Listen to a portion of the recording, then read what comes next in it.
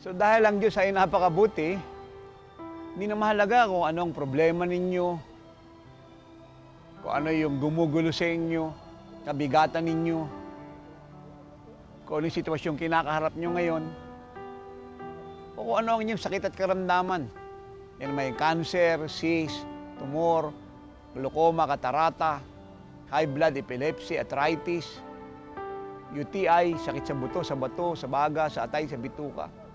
Kung maaaring ang doktor walang tigil na nagpapaabot sa inyo ng report na alala kayo pag-asang gumaling. So kalimutan po nating lahat yan. Bahagi po ng kabutihan ng Diyos ay pagpalain po kayo. Ulitin po natin, bahagi po ng kabutihan ng Diyos ay pagpalain po kayo. At ito na ang araw at oras na kung saan ang pag-ibig na yan ng Diyos, ang biyayang yan, ang kagalingang yan, ang kasaganaang yan, ang kabutihan yan, ang tagumpay na yan sa inyong mga asunto na kanyang ibibigay sa inyo. Hindi nyo kinakailangan magpakahirap, magmakaawa sa Diyos, makiusap. Sapagkat siya po yung mabuti. Lahat po lang ibibigay niya sa atin ay bunga ng kanyang kabutihan. Ito'y bunga ng kanyang pag-ibig at kahabagan sa atin. So wala kayong dapat pagpaguran ng gawin nyo lang po ipanampalatayanan na ito po'y available para sa inyong lahat. Kaya itaas nyo po ang inyong kamay, sabihin po natin ang panalangin ito. Amang Diyos na mabuti sa lahat. Patawad po kung pinapaghirapan ko ang biyaya. Ako po'y nag-i-struggle para maligtas, mabago, umunlad, sumagana, at magtagumpay sa buhay. Hindi ko po pala kailangan gawin ito dahil mahal na mahal mo ako. Patawad po sa aking mga kakulangan, sa aking mga lungkot, pag-aalala, tampo, habag sa sarili, sama ng loob, at problema sa napakaraming bagay na hindi ko dapat problemahin. Ako po'y nagbabalik loob sa iyo ngayon.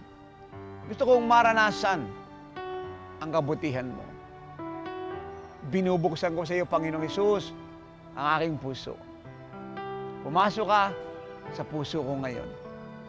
Tinatanggap na po kita bilang Panginoon, Diyos, tagapagligtas, manggagamot ng aking buhay. Pagharian mo po ako. Ngayon din, susunod po ako sa iyo. Magpapakatapat sa iyo.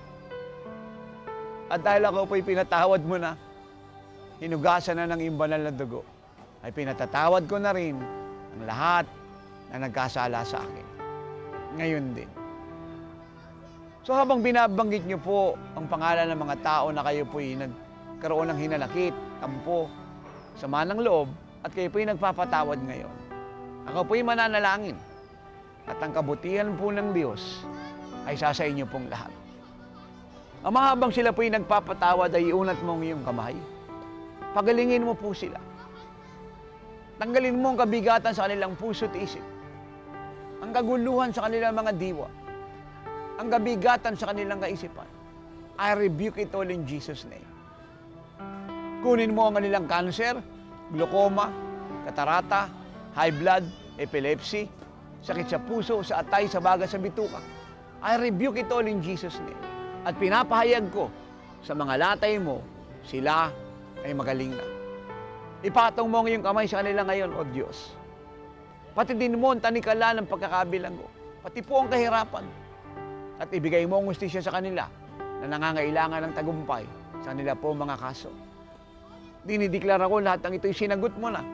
Nangyari na at naganap na. At ang biyaya ay sumakalila ng lahat. Sa pangalan ng Panginoong Hesus, gumalaw na po kayo. Umulat na po kayo. Sinagot na po tayo ng Diyos. Yung dating ninyo nagagawa, gawin nyo na po ngayon. Pinagaling niya na po kayo. Ang tagumpay po, ibinigay niya na sa inyong lahat. At sabihin po natin ito, salamat po, O Diyos, na mabuti sa lahat. Ako po'y pinagaling mo na. Malaya na ako. Salamat po sa iyong pagpatong ng kamay sa aking buhay. Amen and amen.